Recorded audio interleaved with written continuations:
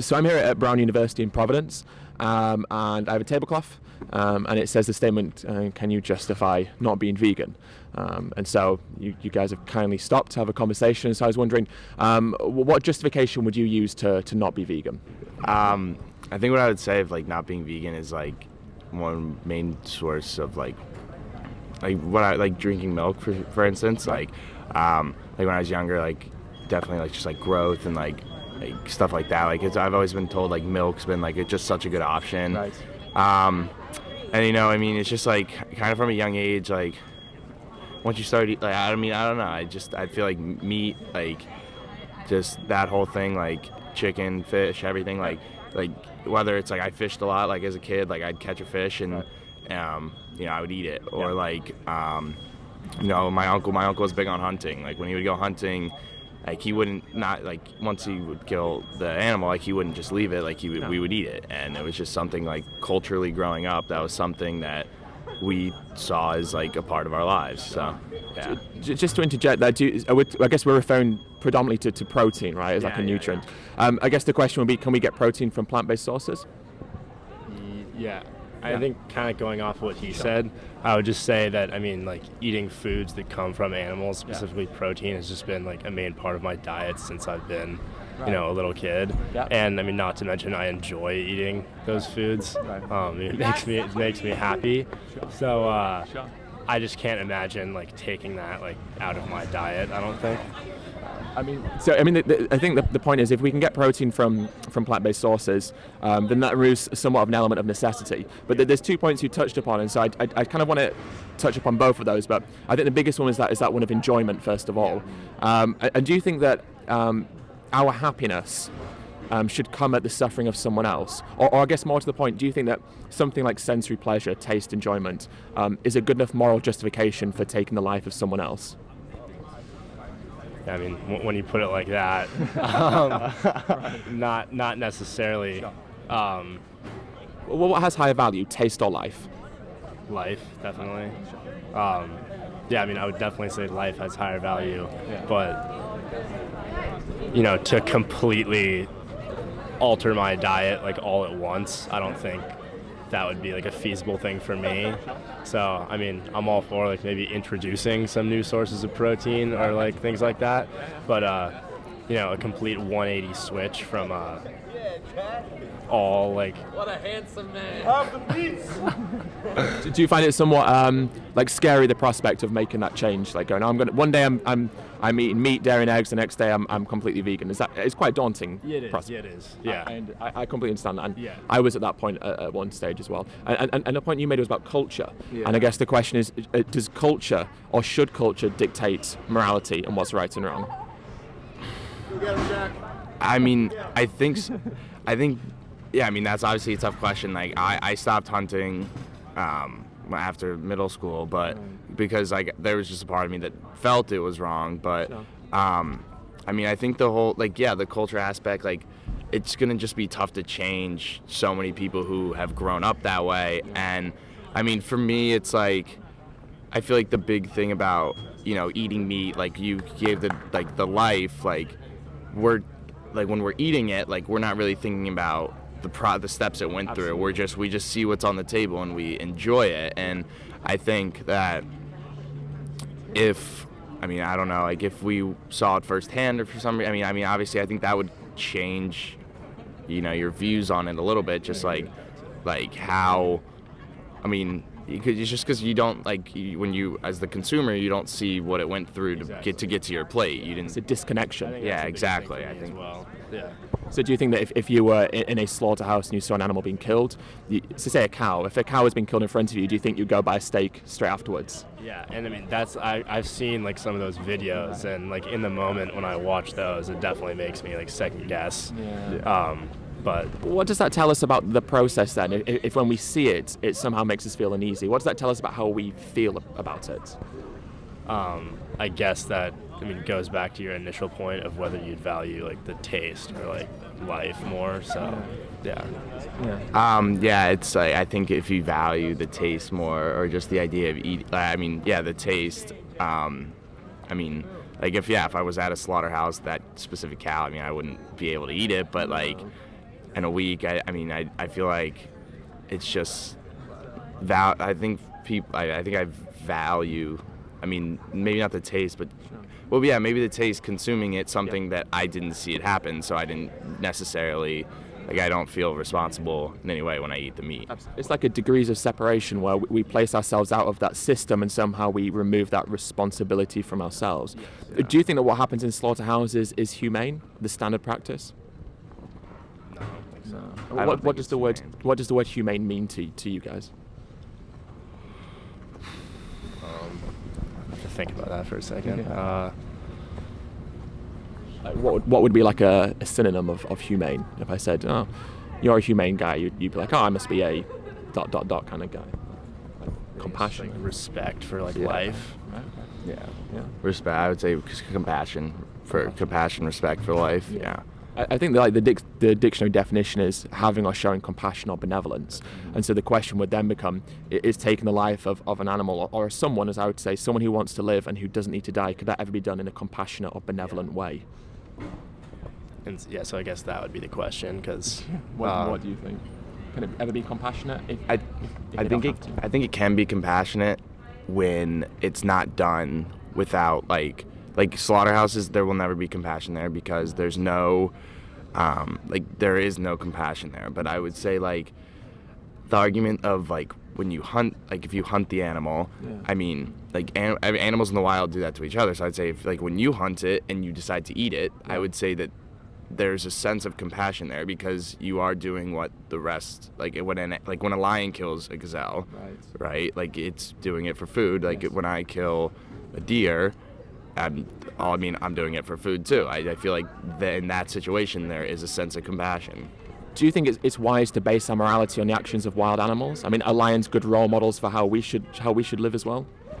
Well, then it's the whole point of why should we be any different than any other animal? Because we're more developed, but then at that point, then why wouldn't we be able to eat the meat?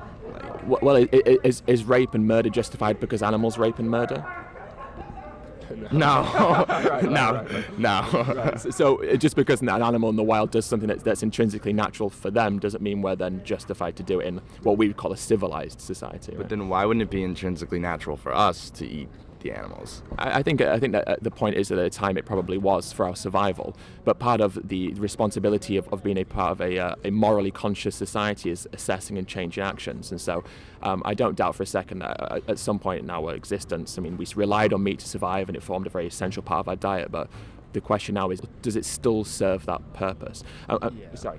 I just think right now in today's society, it's entirely unfeasible to get everyone to switch from an animal diet to a non-animal diet. So I think maybe some incorporation of a non-animal diet for people who want to try that out is good, but to completely switch is just completely not feasible at all.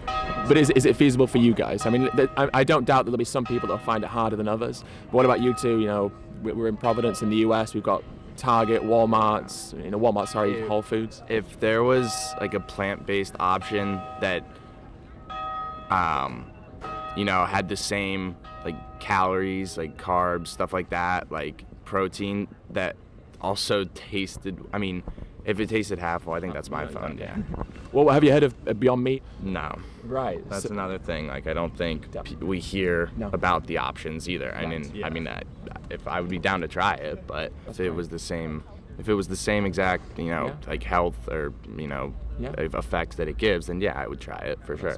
That's good. Yeah. And you made a point about hunting being would be deemed a compassionate way, and so the form of hunting would be to shoot an animal, or are you talking a crossbow, or what would be the conventional way that you would define? What's your weapon of choice? Yeah, what is your weapon of choice? I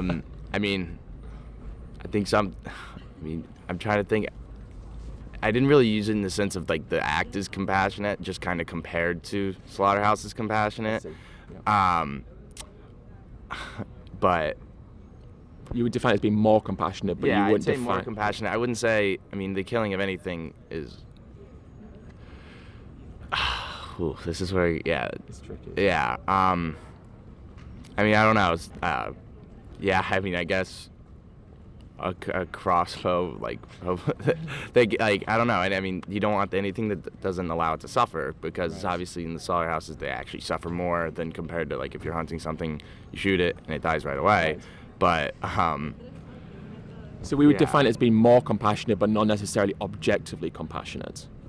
Yeah, not necessarily objectively compassionate. Yeah. And if we were to say substitute, say you're out in the fields or the woods of Connecticut or Rhode Island, and instead of a deer down the site, it's now a Labrador. Would it change your opinion on whether to pull the trigger? Yeah. Yeah, I think that's the culture side of it. Right. But yeah, I think that's the culture side that dogs have been. Yeah, because I mean, I don't eat dogs. I would never eat a dog. Like, yeah, I would never eat a dog, but.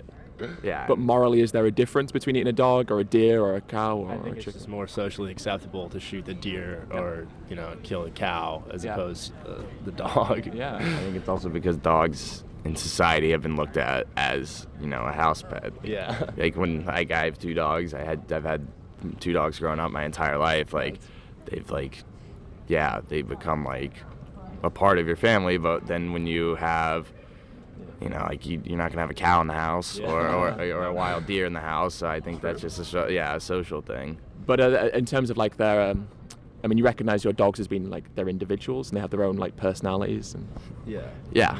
Do you think that Give them names? Give them names. Yeah. So. do you think that the animals that we hunt or even just buy, do you think that they have their own personalities and they're individuals in the same way as the dogs that? I'm sure they are. Yeah. It makes it slightly harder almost, doesn't it? That's what was yeah. that push for me. And so say in Southeast Asia where they consume dogs and they have something called the Yulin Dog Meat Festival, right? Yeah. Do you think that's moral? Or should it stop? I mean, I don't want to I'm in no place to be criticizing other cultures. Yeah. We absolutely, I mean, we criticize something like female genital mutilation, but that's a cultural practice. So we absolutely have the right to criticize cultural practices that we deem to be immoral. I think that's fine. I mean, I wouldn't want to take part in that, but Good source of protein though, dog meat. I think I'll stick to some burgers and some chicken. Or some soy or some quinoa or something. Yeah. I think it's 100% morally wrong. Also, the way that they do it, like they just trap the dogs and like it's just a huge thing. I mean, I think the way, I just think that I don't know. There's just something about dogs or just animals that they do show more compassion. I believe. Like I think they have more personality than other certain animals. Like I think they're smarter than other animals. I think I would say dogs are a lot smarter than deer, and I think they have more personality than deer. But that's my opinion. Yeah, I guess it's to do with the connection we've had with them. And if I told you that pigs have been proven to be more intelligent than dogs, how would that make you think twice about buying pig meat? If it was like an intelligence factor. Sorry, can you repeat that question? Oh, sorry, yeah, a bit speedy. If I told you that pigs have been proven to be more intelligent than dogs, would that change your opinion on whether they should be classified as a food animal rather than like a pet animal, so to speak? I don't know. I was about to get a pig as a pet. Yeah? So, Yeah. Oh, yeah. Why not, right? Yeah. I know a lot of people that do. Yeah, I don't really eat bacon, but I guess ham is also pig meat, right? Yeah, it is. Yeah, I might eat a lot. Carnitas. And carnitas. Oh shit.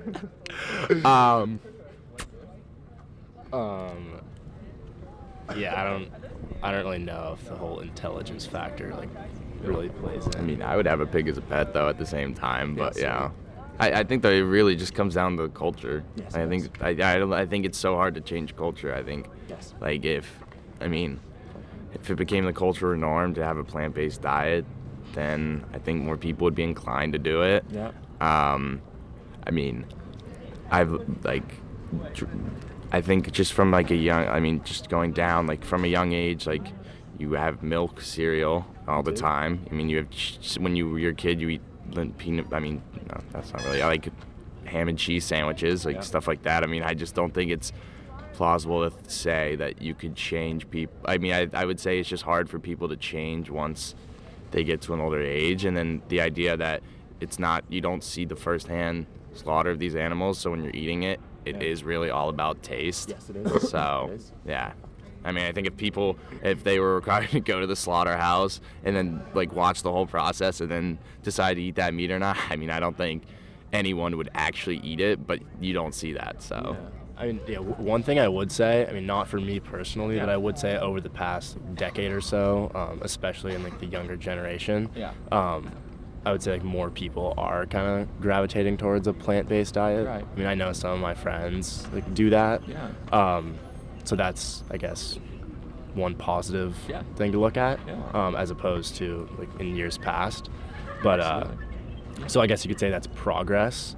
But like I said before, I don't see any way where, there could be a complete shift like right now. It has to be a gradual thing. Yeah, and I think undeniably so it will be gradual, but I guess the point is you've seen your friends have made a change, and you yourself used to hunt. Did you hunt as well? No. Okay. But you yourself used to hunt, and now and there was probably a time in your life where hunting was just normal for you, and now it's not so much. And so we can all change, and we can all adapt, and sometimes it may seem a little bit scary, but not scary, just a bit like that's not going to happen, that's impossible, but we can be pretty surprising sometimes. And I guess what I'd say to you guys is just do a bit of education, like watch some of the footage, see how you feel, but also have a look at what options there are. And like Beyond Meat, you guys have got a really good place to be for vegan food, and so just have a look and then just try it, and if you like it, well then that's amazing. But nothing to lose from trying it. You're right. I mean, maybe like 2 weeks, see how if it changes, anything about weight or anything. Yeah, I could do something like that. Yeah. They say it takes 21 days to change a habit, so give it maybe 22 days or 28 if you're feeling super kind to me, and then see how you feel after. Awesome. Awesome. Well, I appreciate you stopping and talking to me. I really enjoyed that. That was cool, man. I did too. Good. It was really nice A real meeting pleasure. you. Yeah. Pleasure meeting you. Thank you so nice. much. Mind if we get a picture back Yeah, here? of course. Yeah. Do you want me in it? Do you want to just you two behind it? Of course. Yeah. Of course. That's cool, Awesome. guys. Thank I you. appreciate it so much.